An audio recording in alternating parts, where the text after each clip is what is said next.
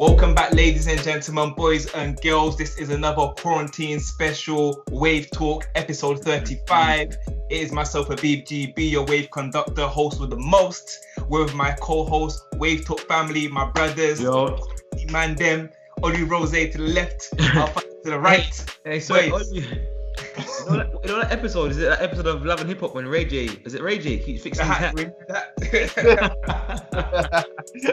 Bruh. Boys, how's everyone doing? You know, it's like week 8, I think, of the quarantine, of the isolation. So how's everyone doing? How's everyone's mental health? How are we feeling? Still alright, you know. Just you got to keep communicating with your boys and that and your family. Yeah. Stay on top of things. About breaking through the second win now, fam. So yeah, before I was sort of losing my mind. We're allowed to exercise, unlimited exercise. Yeah, trust. You know what's died out as well though? The whole twerking thing, that's died out. That's dead. Even that quarantine was twerking, that's done. It's done. Ain't nobody want to see twerking no more, man. Speak for yourself. You already know how the episode goes. We are gonna go through the Waviest video, release and showcase our Waviest tracks, and then deep dive and dissect the Waviest project. So this week, the Waviest video is Ambush featuring C-Biz and Moneda, and it's called Winners. So yeah, boys, initially what I thought about this video is that it's just drip. Set off strong. It's just strong. Do you know what it is? It's not that young way drip, it's that grown adult drip. What's the difference? What's the difference between adult drip and young drip? The baddies are more grown, the cars are bigger, the money is bigger. Man said the baddies are more grown. Now the baddies in this one, the first frame, yo, they set off strong. The maddest waistline, you know, I swear, looking like some hourglass, like matic. They come with a heavy body, blood. What? Heavy body. Man, shout out the Bundesliga that returned to this week, but boy, the Bundesliga was in this video before it started. It's mad. It was in full effect. Nah, 100%. I heard it when it came out. Like as soon as it came out, I see the Gram Daily alert and whatnot, and in one of my group chats, it's grown people, isn't it? Like adults. I'm like the youngest in there. But they were like, right, is this what are the young, like they were atting me in it. What fellas, is this what your generation's on? Like they were disappointed in that. I was thinking, right, it's a different. In the video or on the song? The video. They saw the video and they atted me on the group chat. They were like, oh, is this what your generation's on? Like, how can, you know what I'm saying? They were looking at it as on a negative side, to be fair. Yeah. Rather than, obviously, our lot and younger looking at it as inspirational. You get me? It was an alright song, but I think it was forgettable, man. What video? Video-wise? The video was good though. The one that took me off was the girls, bro. The girls, I just noticed big bodies, man. I was like, nah, he never really. Bro, Ambush, he's a smart guy, man. Hey, get you glued on. I can't lie. Yeah, nah, but I thought the video, I did actually notice something. So for that very reason, I know we're always complaining about videos on Wave Talk, but I see he done something different. Definitely used a different model agency than the rest of the scene at the moment. I ain't seen them girls before. This video showcases a lot of money, a lot of jewelry, cars, girls. I think it's just it's just a simple video. It's everything that's wrapped in sin. Fast cars, fast money, Dunya, girls. It's just all that. It's all mad. This is the world we live in, you know. This is actually the world we live in. You know what it is, yeah? This will attract the younger lot so much, like. Yeah. You know what I'm saying, money, women, cars, jewelry. I don't know if there's any drugs in there, but it is mad. Like you said, this is the life that will lead to hell. Okay, but I've got something on the flip side for that. So you said that it will attract the younger lot, but I feel as if that bar Ambush in this video, you don't look at them and be like, right, these look proper cool. They just look kind of just like grown and like flexy. They don't like compared to like a DBE or like younger or like cool. They look kind of cool with it. These look like kind of just like they've got money and it's just that. Nah, man, that's because you're seeing these, man. You see CBs as old. If he's like, what? It's all there. The drip's there. The name brands is there. Yeah. The boys in the video, like all these people them in the video affiliated. It's there. Everything for me anyway. It's drippy in it, but it depends, innit? Depends what life you want to live. That's what I talk. Is it? Do you think there's a difference between these lot showing it and then let's say a DB showing it? Do you think it shows that like you perceive a different lifestyle? I feel like these lot showing it more. If anything, yeah. You know what I'm saying? But you know, I don't know, this might sound weird, yeah. These lot, when they're showing it, to me it seems like it's dirty, like. Does that make sense? You know what I mean? Like, the music money, and this one's the trap money. This is that trap. Yeah. Like when I see them other lot doing it, yeah, I see it as that's the industry money, and I see something. This is dirty. I see what you mean. You're thinking like these man definitely ain't blowing up. You're rude, bro. You're trying to say they ain't making no music money. Boy, yeah, don't know that it, boy. You know that. You ain't doing no shows. I gotta say that when I first heard this song, there's one bar that stood out to me on a mad one, and it came from Moneda, who's obviously I think he's kind of underrated, to be honest. And shout out to him for getting on this song because he's the least known artist out of the three. But he said a bar called Range Rover Autobiography Sport got your bitch jumping like a fan. He goes, that's a link in the bio, and I'm not promoting on the gram. You get it? Range Rover Autobiography, which is the type of Range Rover Autobiography, and your bitch jumping like a fan. Your link in the bio. Oh, I ain't got money like that. See them bars that you get money. I don't get it. Start again. That's a money bar. I ain't got money like that. That was our Waviest video. AdeJosh, Moneda, C-Biz winners. And then we can go into our Waviest track section. What you boys saying? Who wants to go first? Well, I'll go, boy. Why not? My Waviest track of this quarantine lockdown era is AdeJosh and Oxlade, Good Love.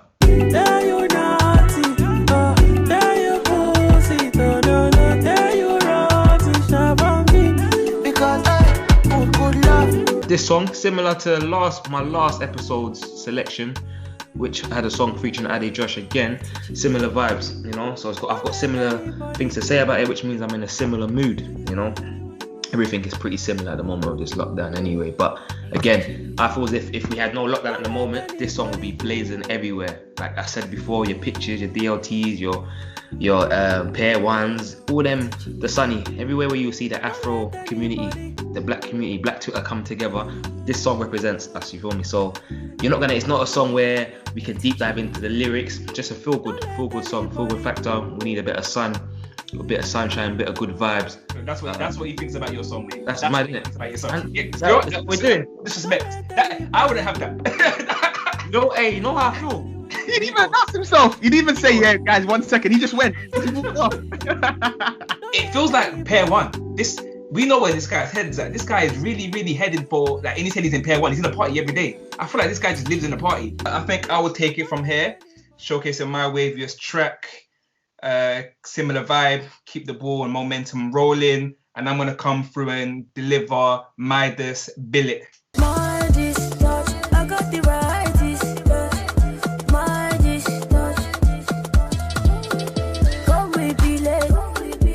That's an absolute banger, undeniable hit. For me, I first heard that a couple of weeks ago on socials. It's been floating around and circulating, doing its rounds on the timeline. And again, it was accompanied by a Thriller video. And I think that's like one of the perfect strategies for putting out and releasing your song, at least if it's a hit as well. A lot of people are just running with the Triller and putting their song on that. And I just saw people dancing to the song on Triller. I was like, what is this song? Call me Billy. Hey, I want to bill it. I don't even bill it, but I will bill it all day long to this song. I don't give a damn. 420 every day over here, B.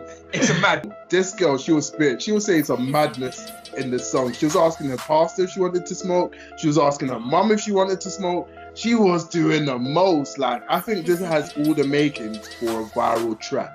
Obviously, I've got to come with the track of the week, and my track of the week this week is coming from TY featuring Durtty Goodz, and it's called The Real Ones. These are more than just words, cause you're more than a rapper, this is more than a verse. Can't believe you won't be physically walking this earth, but you're a perfect definition of what spirit is worth. You've never sold it, you should get what you truly... What I found number one just very touching was Durtty Goodz. Obviously, I think he's rapping over a beat TY made, who the song was tributed to.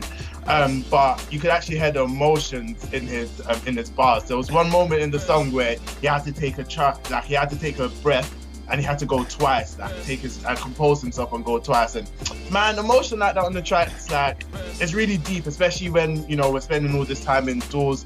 I'm not really in the mood to be listening to no party music. I want to listen to some, real stuff, see how people are really feeling. This track's also like a really good song, just like for promoting UK music history. So he's bigging up a lot of UK music pioneers. So off of the back of this song, I done my research and I done, you know, my digging into who Rodney P was and heard of some of his stuff way back, and you know, up to these days. Black Twang also, I done some research off of the back of this song. When he listened to this track, it was more like an educational song where he was hearing name drops of these old school rappers, and he had to go and research. That's the positive I can take from it as well, to be fair. You hear a lot of name dropping, a lot of artists that you might not have heard before, artists where you may have heard in conversation come up, and it does make you want to go back and listen to them. That was our Waviest tracks. Guys, please vote up above in the corner and let us know who you thought had the waviest track this week. It's a tough one. 3 very strong tracks. Is it myself, Habib GB, the Wave Conductor, with Midas, Gummy Bille? Is it Alphala with AdeJosh, Good Love? Is it Oli Rose with Ty featuring Dirty Goodz? Has he gone frozen again? No, I thought you were gonna continue what I'm doing and say the name of the song. I let the music you're talking about. I need to pick up my songs, bro. Alright, cool. Well, with that being said and done, we are going to move on to our final section of the show, which is the Waviest project. We've been on a good run of projects out of the UK, which has been great for us, great for the scene. And we've got another heavy hitter this week. Someone that's all about the drip, someone that's all about the gal, someone that's all about the vibe. If you don't know by now, it is Yxng Bane with Quarantime Fouls. This one came at a very good time, came during the peak of quarantine, where people were, again, as I mentioned before, on the house party, looking at twerking videos, just looking for things to do, and alas, Yxng Bane came with a tape. My initial reactions of the tape was that I didn't really like it. I just thought it was just, I don't know, throwaways which just didn't really connect. Maybe it was bad because I just heard it driving, so I wasn't really in the space of just listening and taking it in. But once I gave it the second and third listen over in my headphones, I was like, okay, he's done pretty well with this one, and he's actually showcased how talented he is as an artist and how multifaceted he is as well. No, 100%.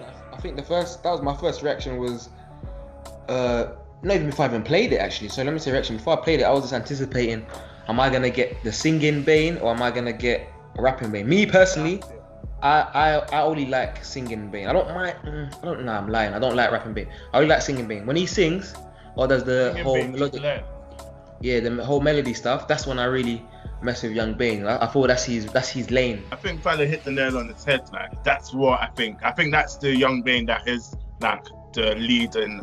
Sorry, that could be a leader in UK music. It's when he is singing, when he's making music like Rihanna, Shape of You remix, that sort of genre there, he fucking kills it. I think this whole body of work come all in all, if I'm honest, I'll say, fam, as soon as I heard Charlie Sloth's voice on it, I'm like, too commercial. What's going on? I was beginning to panic, like, what's going on here? But to be honest, I actually think overall it's a decent project. I was gonna ask you if you think like Bane's got like do you feel he has like a identity crisis, or like what's stopping him from being superstar? Because me personally, I think it's just, I feel as if he doesn't know which lane to go with. Is he gonna go with the crud talk? Is he gonna go with the singing, like songs for the girls? And you know what I'm saying? I feel like obviously, as we see with like a lot of our favorite artists or many artists, you get to a point where you've traditionally done one type of music, and then you break through the glass ceiling, and then you get a wider appeal. And it's like the wider appeal like you for another type of song. So it's like, do I continue making the music that my core fans know me for, or do I make this music that makes me the money and brings in all the ring? And I think like he was caught between that crossroad between, do I stick to my stuff like Diamonds and my stuff like Froze, like a bit rappy and a bit melodic, or do I just go with my singing Rihanna stuff, which like brought in the big bucks and whatnot? So I think it wasn't really identity crisis, but I don't know. As an artist, I think everyone goes through it, where you just have to really solidify yourself in what you really want to do. And like, I think he kind of knows now. I think he knows now that the melodic singing stuff is him. Like he's not. We don't want Bad Boy Bane no more. The rapping Bane no more. We don't really want that anymore. We just want you to do your melodic stuff. But saying that though, every time he's linked up with K-Trap, they've always dropped a banger, yo. Yeah. So I don't true. know. I don't know, because straight the Bane on that drill thing, that K-trap song, he was cheeky, bro. The rapping on this it's not bad. I'm not gonna lie, it's not bad. I just prefer the singing Bane, innit? But the rapping ain't that bad, to be fair. But yeah, that's a perfect segue from you saying that what you prefer. Let us know what was your favorite tracks. What tracks did you prefer on this? Mine, it's tough. Rubbish. I like the Kojo Funds song and I like the MCM song. Similar vibes, melodic and whatnot. They're like sweet boy music. That might be a new genre, innit? Sweet boy rap. I think that's a genre already, bro. I think that is a genre already. Sweet trap. What about sweet trap? Sweet trap. Yeah. You guys are trying to name shit, man. Yeah, that's mine. I'm gonna go with the one of Kojo though. I can hear that playing on the radio. 100%. Big tune. Fair. I would have to say my favorite track would be Section. I really enjoyed that. I just hook, the melodies on the hook. It just got me, and I think his verses on there really solid. I think that's a complete like solid Bane track. If he's gonna, because it's not too rappy, it's not too singy. It's just him in the meet in the middle. So that's my favorite track. I guess my favorite track was Rubbish. Even just looking at the track list, just seeing G-Fresh one, yeah. Yeah, just seeing G-Fresh on the track list again. G-Fresh, just felt like I was in 2012. You get me, like. But G-Fresh, he sounded cold, man. His verse was epic. G-Fresh is so cold. Fam, same vibe that he was back in all those days ago. Just probably sounded a little bit more richer, a little bit more composed. What was your least favorite track? My one's the one of Heady One. I'm not gonna lie. What? Seriously? That was alright. That was alright, man. I didn't like it. I didn't add it to my library. Yeah. I don't even drink. Nah, the one that just got straight skip was that Rockstar one, man. I think I'm tired of that sound officially. Like, I can say that officially on record. Whatever that sound was, whatever that sound is, I'm just tired of it. I expected so much more from that. Subject matter is the same, innit? Yeah. So it's like you keep hearing the same thing. I get it. It's like, this again. Although this was like a throwaway, I think they did very well, barred the Charlie Sloth skits, because that was not what I needed. But I think the first tracks before we got to the Rockstar track, I think those first, the ways those were set up, I think it was very good. Like I felt like it took me for like a little journey. It gave me singing Bane, melody Bane, rapping Bane, singing Bane, melody Bane, rapping Bane. I was like, oh, it's a good way of actually delivering me and packaging the music for me. So yeah, no, that was pretty cool. I like that, the way that was put together. But overall, yeah, I think it was a decent project. I think it's a good layup for the dunk if the album's the dunk. So I think it's a good for that. I reckon. What do you reckon his next move is? Do you reckon it's gonna be like a commercial thing? Yeah, I think at Disturbing London, they're all about the money, so I think it's gonna be a commercial thing. Can't lie. It's got to be a chart one, a radio banger. Yeah. They're gonna be pushing for charts. Like they're gonna be pushing for a big. But don't you think they'll pick a song from this project for the radio, like one of these songs? Sorry, what song is strong enough from here to be on the radio? I don't know. He's got to go again. I'm gonna edit and say Ollie's got the shits. That's what I'm gonna do. Just put someone in his chair. Let's get like a picture of him or something. In terms of moving forward, can't you see like Disturbing London picking a song of this to run with for like that's gonna break the charts? So I don't know. I don't think any of these songs are strong enough. They're not. That's why they're all throwaways, because they wouldn't have been strong enough to be. They might have slotted in nice, like as like one of those filler tracks on the album, or a good song to have an album, but they want the big one. Then none of these are the home runs that they're looking for. So there you have it. That was another episode of Wave Talk. That was episode 35. Another week of Wave. We went through the Waviest video, Waviest tracks, and the Waviest project. Guys, don't forget to like, comment, and subscribe to the YouTube channel for more of this crazy creative content. It's been myself, the host of BGB, the Wave Conductor, with Alpha La and Olu Rose. Boys, we will see you again very shortly with another episode. Over and out. Bye.